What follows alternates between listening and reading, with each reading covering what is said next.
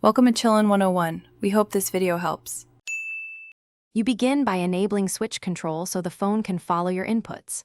Open Settings, tap Accessibility, then Switch Control, turn it on. Next, add a switch. Choose External for a Bluetooth device or screen to tap the display. Once added, set scanning style. Choose Auto Scanning to move focus automatically or Manual if you prefer to advance items yourself. Make sure to test the switch in the switches list so you confirm it triggers navigation.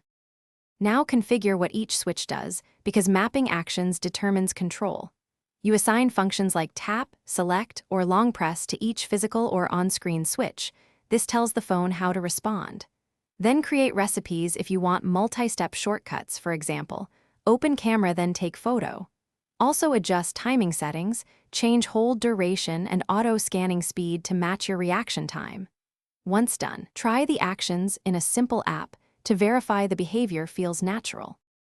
Finish by saving your settings and testing switch control in Messages, Safari, and Home Screen.